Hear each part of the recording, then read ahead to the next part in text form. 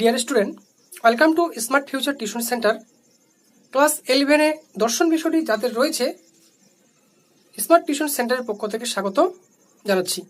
দর্শন বিষয়ে আজকে আমি তোমাদের যে প্রথম অধ্যায়টি রয়েছে দর্শন শব্দের অর্থ, এই অধ্যায় নিয়ে আজকে আমি তোমাদের সামনে আলোচনা করব। তো অবশ্যই প্রথম থেকে শেষ পর্যন্ত ভিডিওটি মনোযোগ সহকারে দেখতে হবে, তাহলে তোমাদের বুঝতে অসুবিধা হবে না। তো দর্শন শব্দের অর্থ সম্পর্কে জানতে গেলে প্রথমে আমরা কি নিয়ে আলোচনা করব। দর্শন শব্দটির অর্থ নিয়ে আলোচনা করব, ভারতীয় মতো দর্শন কি সেটা নিয়ে আলোচনা করব, দর্শনের একটা সামগ্রিক সংজ্ঞা দেওয়ার চেষ্টা করব এবং ডক্টর সর্বপল্লী রাধাকৃষ্ণন কি বলেছেন দর্শনের সংজ্ঞাকে সেটা নিয়ে আমরা আলোচনা করব। তো ভিডিওটি স্কিপ না করে অবশ্যই প্রথম থেকে শেষ পর্যন্ত তোমরা দেখবে, তাহলে তোমাদের বুঝতে কোথাও অসুবিধা হবে না। দেখো, তোমাদের যে ভারতীয় দর্শন প্রথম অধ্যায়ে রয়েছে দর্শন শব্দের অর্থ, তোমাদের এখান থেকে 2 নম্বর নির্ধারিত করা হয়েছে। এখান থেকে তোমাদের 2 নম্বর থাকবে। দেখো, দর্শন শব্দটি কোথা থেকে আমাদের উৎপত্তি হয়েছে। দর্শন শব্দটির উৎপত্তি হয়েছে দৃশ ধাতুর সঙ্গে অনট প্রত্যয় যোগ করে আমাদের দর্শন শব্দটির উৎপত্তি হয়েছে। এই দৃশ কথার অর্থ হলো, এই দৃশ কথার অর্থ হলো দেখা, বা আমরা বলতে পারি প্রত্যক্ষ করা। তাহলে দৃশ কথার অর্থ কি? দৃশ কথার অর্থ হলো দেখা বা প্রত্যক্ষ করা। প্রত্যক্ষ করা মানে হচ্ছে যে জ্ঞানটা আমরা সামনাসামনি ভাবে দেখব, সামনাসামনি ভাবে উপলব্ধি করব, সেই জ্ঞানটাকেই বলবো আমরা প্রত্যক্ষ জ্ঞান। ঠিক আছে, এবার আমরা দেখো ভারতীয় মতে দর্শন কি। ভারতীয় মতে দর্শন আত্মদর্শন বা আত্মাকে দেখা। তাহলে আত্মদর্শন বা আত্মাকে দেখাকে আমরা ভারতীয় মতে দর্শন বলা হয়েছে, বা বলতে পারি আমরা সত্যের সাক্ষাৎ উপলব্ধি।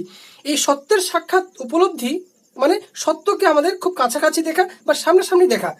এই সত্যের সাক্ষাৎ উপলব্ধিকে ভারতীয় দর্শন বলা হয় সত্য দর্শন বা তত্ত্ব দর্শন।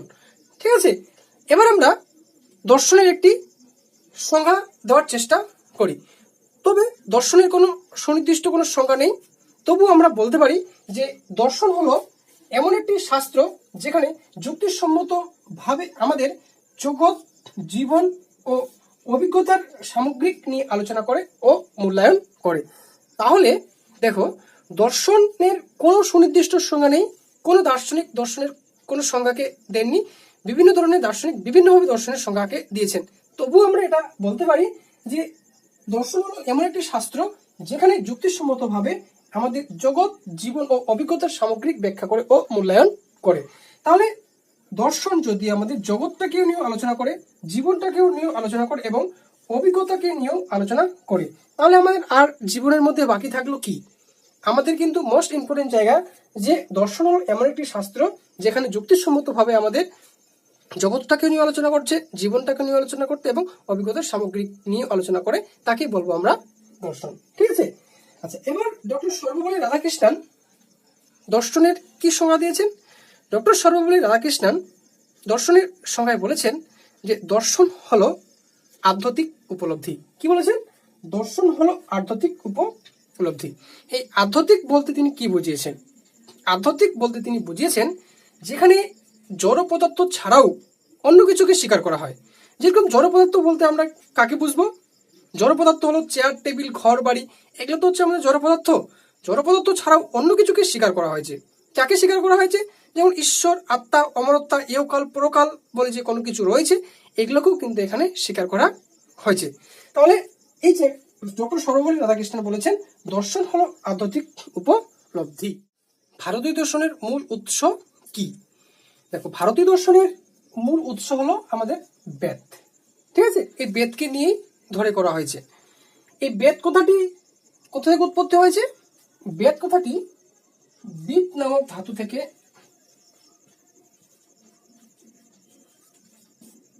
এই বিদ নামক ধাতু থেকে এই বেদ কথাটির উৎপত্তি হয়েছে। মনে থাকবে?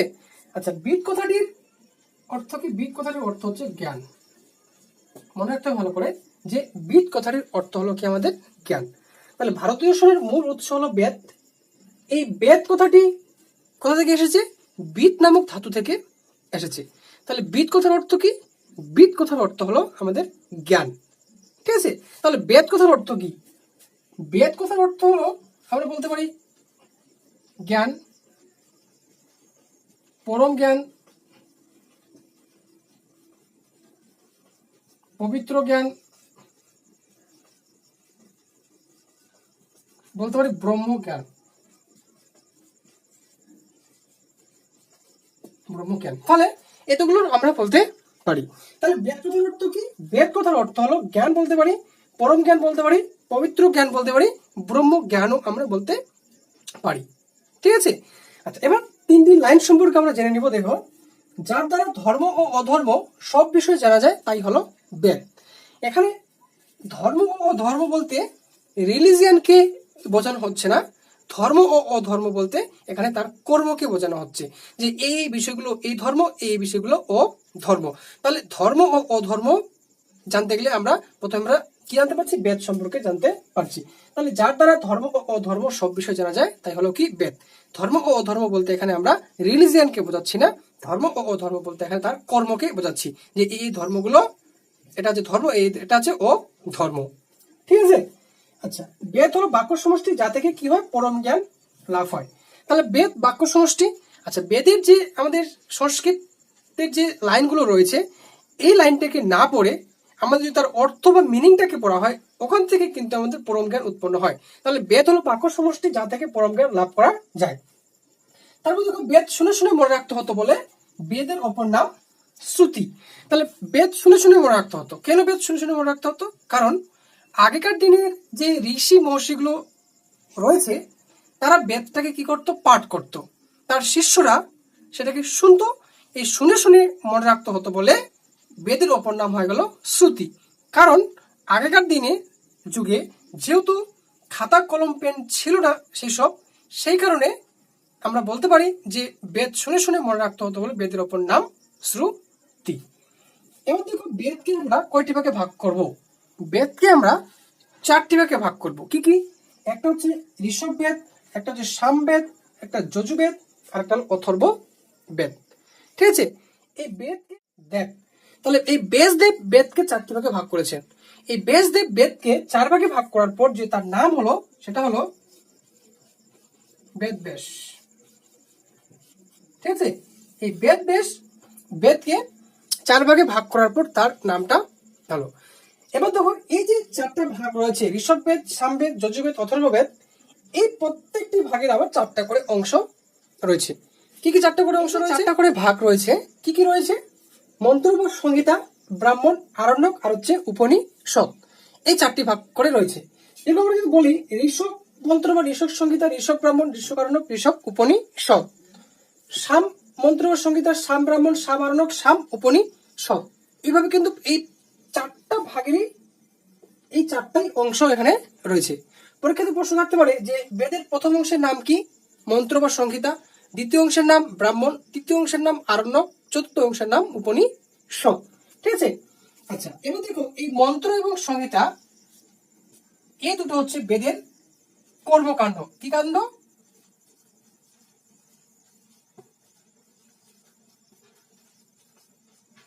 কর্মকাণ্ড। আর আরণ্যক এবং উপনিষদ এই দুটোকে বলা হয় বেদের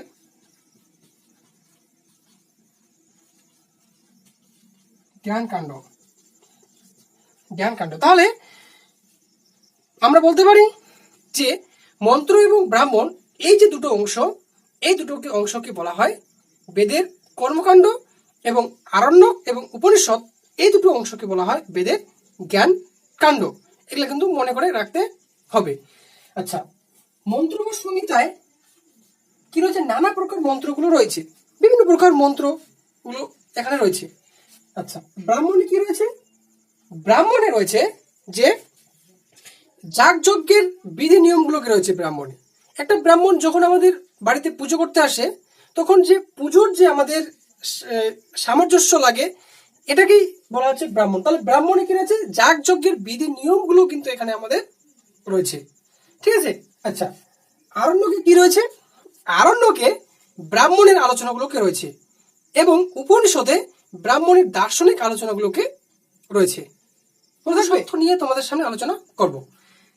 এই যে পুরুষার্থ আমাদের কয় প্রকার? পুরুষার্থ হলো আমাদের চার প্রকার। কি কি চার প্রকার পুরুষার্থ? ধর্ম, অর্থ, কাম, মোক্ষ। এটা হচ্ছে আমাদের চারটি পুরুষার্থ রয়েছে। এই চারটি পুরুষার্থকে আমরা একত্রে বলতে পারি চতুর্বর্গ পুরুষার্থ। তাহলে এই 4টা পুরুষার্থকে আমরা একত্রে কি বলবো? এই 4টা পুরুষার্থকে একত্রে আমরা চতুর্বর্গ পুরুষার্থ আমরা বলতে পারি, চতুর্বর্গ পুরুষার্থ। তাহলে এই 4টাকে আমরা একসঙ্গে চতুর্বর্গ পুরুষার্থ বলবো, এবং ধর্ম অর্থ কাম মোক্ষ এই 3টাকে আমরা একত্রে ত্রিবর্গ পুরুষার্থ বলবো। ঠিক আছে, ত্রিবর্গ পুরুষার্থ বলবো। এতদূর পর্যন্তই আমাদের যে প্রথম অধ্যায়টি রয়েছে। তোমরা অবশ্যই ভিডিওটি বারবার দেখবে কোথাও অসুবিধা হলে। এরপরে আমি অবশ্যই দ্বিতীয় অধ্যায়ের ভিডিও খুব তাড়াতাড়ি নিয়ে আসতেছি। তোমরা আমার এই চ্যানেলটাকে অবশ্যই লাইক, কমেন্ট এবং সাবস্ক্রাইব করে রাখবে। ঠিক আছে, থ্যাংক ইউ।